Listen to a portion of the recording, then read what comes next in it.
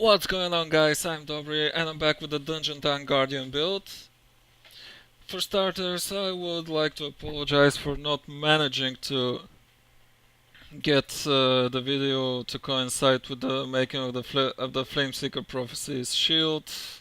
Well, not much of showing off, but I know how some people were urging me to do that. Sorry, real life stuff, nothing much I could do about it. So let's see what we've made, and let's see where we get for our work in the past 6 months. Well, keeping in mind that I've been playing very leisurely and I've been raising all kinds of characters up to 80, got one of each class just to get the feel of it and for fun, of course, because let's face it, it's a game. It's a game. You do it and you play it the way you want. And if someone says that you do something wrong and you do something bad just because it's not being done the way they see it, they want it, just tell them to screw themselves. A game is for fun, and it has to be said that Guild Wars is one of the games that allow you to play it the way you want it and the way you feel like it. So, Uh, even though I don't really use that setup all that much, I still reverted back to it at the start of before the start of the video, just to show you that with the changes of the gear that I made, I'm not hitting like a wet noodle anymore, and I can still enjoy all kinds of decent attributes, and which is comes to something I wanted to test. Okay, 160.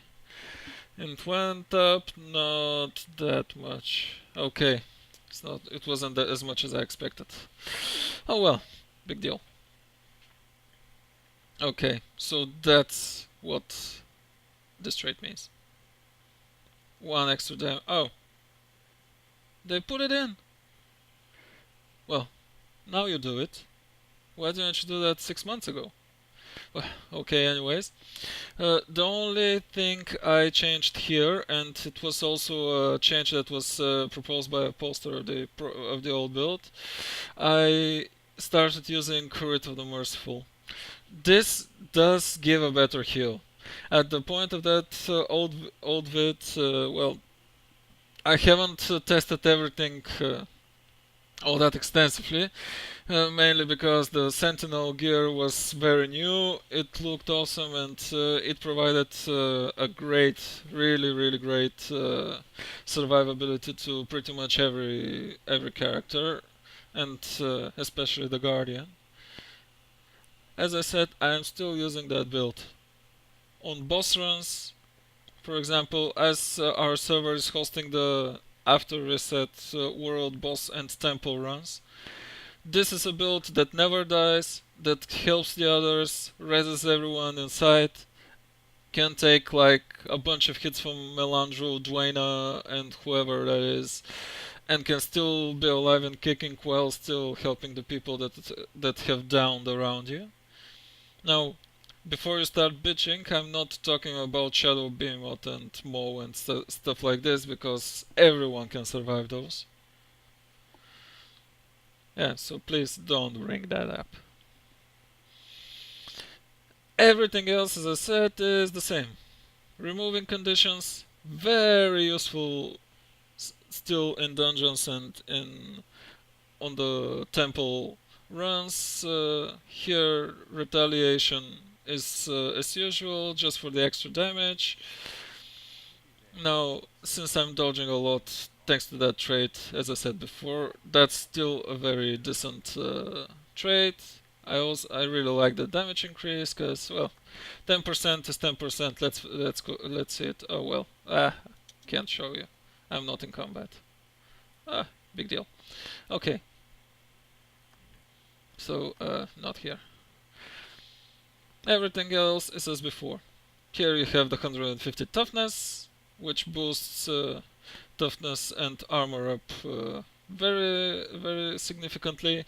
I still use the 90 toughness from the shield.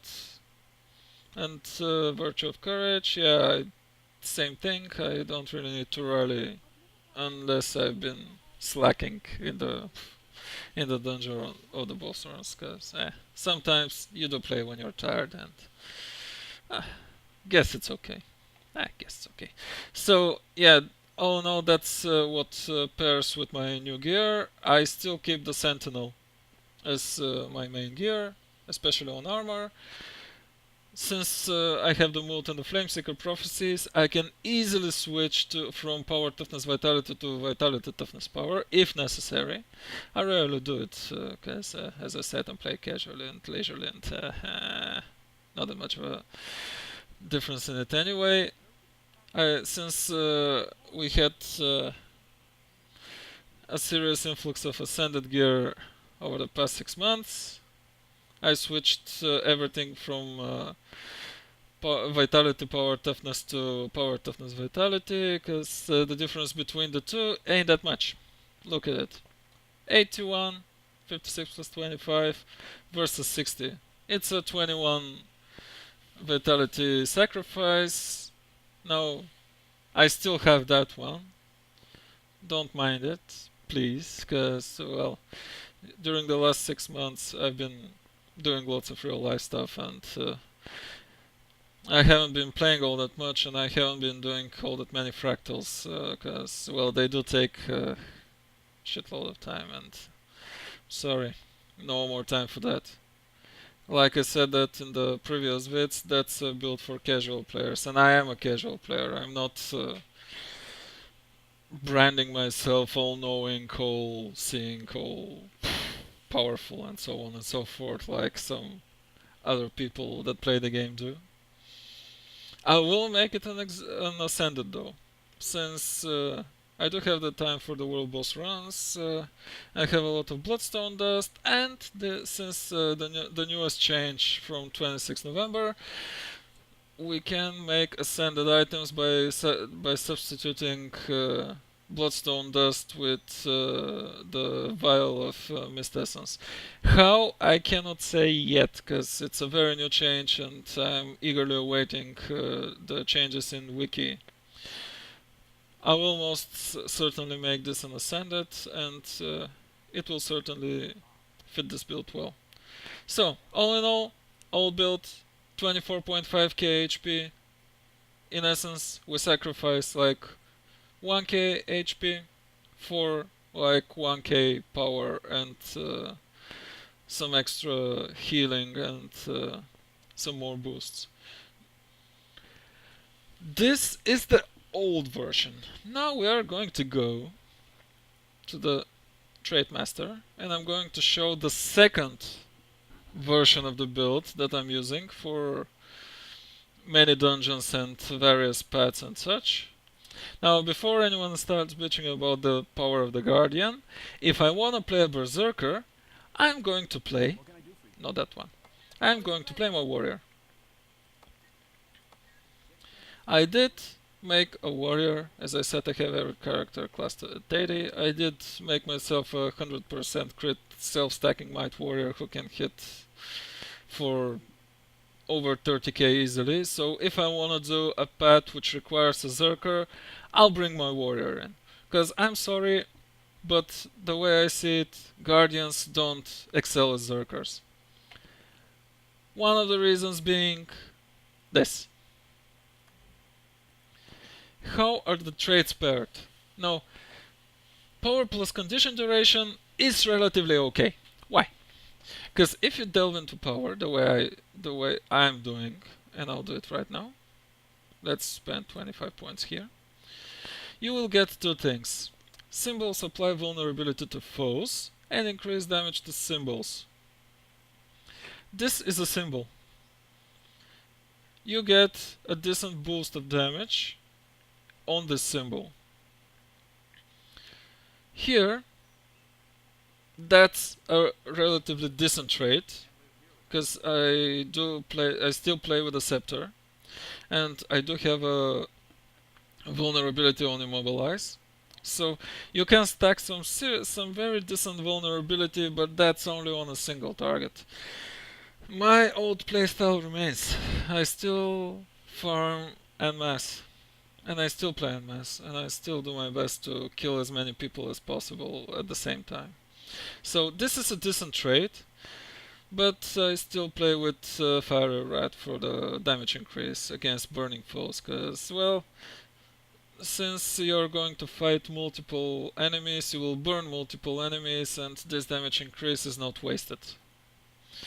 On the master trait, I had some deliberations, but I still went with the scepter damage increase, because, well, if I do fight and I do kill en masse, I always use smite. I always use. Wait, that's the focus already. I also use the Orb of Rat for to attack enemies and bring them to me. So I do use this trait. I can go without it, but I don't really want to go without symbolic power.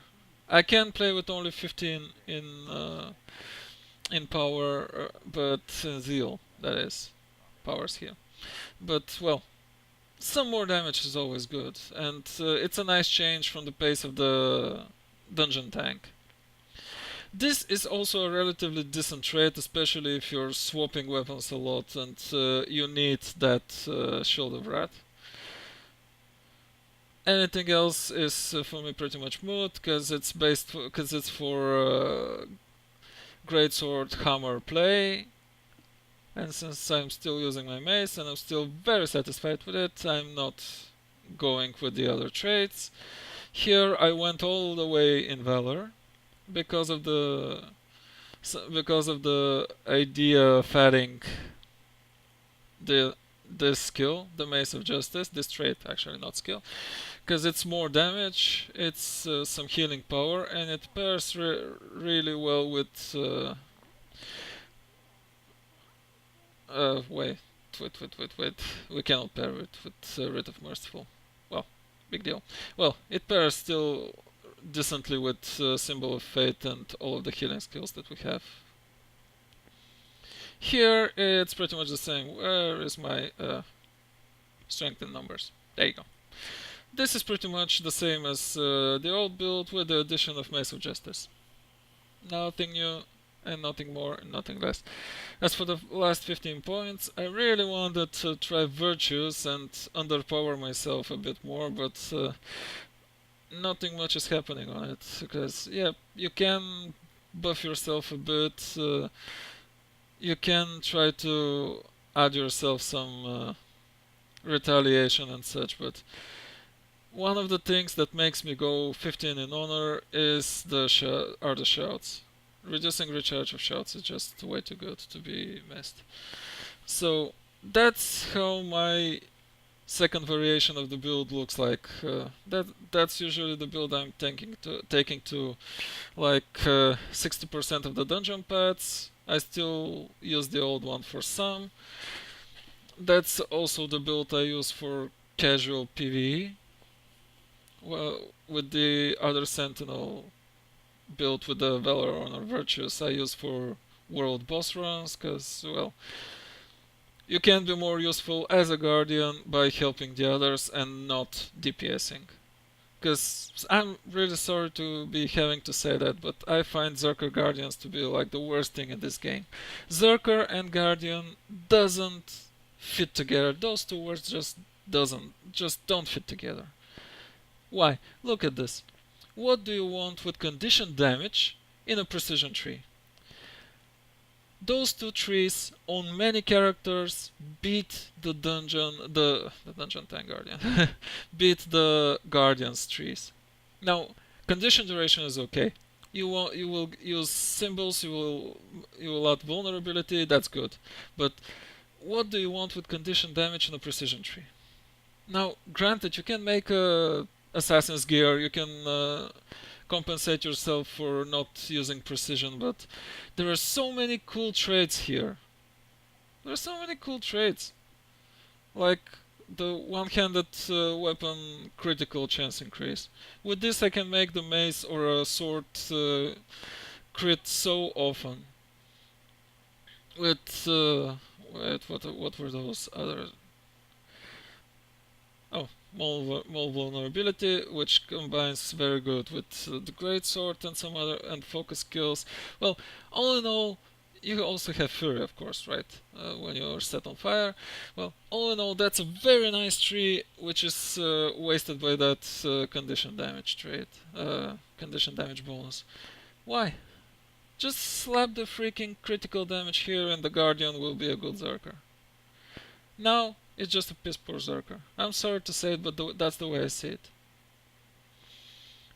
Why should you put the critical damage to pair with toughness? Because of the valor. Well, thanks, but no thanks. So, yeah. There is no Zerker build for all classes. That's what I can say. Many people are saying Zerker is everything. No, it's not. Guardian Zerker fails. Sorry to say it, but that's the unpleasant truth, at least for me. Well, all in all, that's how I roll lately. As you saw, with the new traits, I have some more power. That's very decent amount of power for dungeons, especially if you go with a group that also enjoys power. Because first, you will help them, second, you will keep them alive. You can still protect the party perfectly. You can still save yourselves even you don't have all that many options to remove conditions, but you do have all the hit points and all of the healing skills to do anything that you wish. So the dome is still a heal, this is still protection, this is protection, this is still regeneration, and you also help your party with the vulnerability, so any warrior will hit even harder and will enjoy even more damage. With this build, you can help a Citadel of Fire, a Citadel of Flame run just as well as any other build. Now, granted, it won't be a 4-minute run. Sorry, big deal. The Bane Signet, I also forgot to say, I also swapped to Signet of Judgment or to Stand Your Ground as before. Depending on where I am and depending on whether I feel lazy or not. But, well, that's the second version of the build. It doesn't take a lot to redo the traits. As you saw, you can be done in like 1 minute. Just go, swap, go back, be useful. That's that. That's the good thing about the Dungeon Tank Guardian build and its second version, is that you can go anywhere, do anything. Well, you won't be killing a single enemy in a single 100 blades, but you will be killing a few enemies just as efficiently as before. As I said, I'm still playing the old style, like attack people, you save yourself, use the smite, use this, swap back, they hit you, shield bursts, that's damage, and then you also throw the symbol, and then you also throw the shield, and that's my burst for multi-target damage. It's easy, it's cheap, and it's awesome. And besides, I'd say that this build is one of the fastest controller bursters in Citadel of Flame, because you do use all your power accordingly and efficiently. Because, as you know, that controller can be crit. So if you're using power, precision, critical damage, only your power counts, and you're squishy, and that mini boss there is sometimes a tad nasty. Oh, that's pretty much the only basic tip I can give for Citadel of Flame with this build. Because, well, many people say that Guardians can't do gate quickly. Well, that's wrong. I disagree. So, there you go. Those are the two builds. I'm not going to go in depth with how I made it work, and it was a matter of testing, and so far it's serving its purpose the way I want it and the way I see it. So as long as that's true, and as long as that's giving you a general idea of my way of play, as casual as it is, I'll be happy to have been of service to you, honestly. Well, that's that, guys. I hope you enjoyed the vid. You're free to comment, troll, and so on and so forth. The usual good old YouTube stuff. Have fun, take care, stay safe, and see you out there.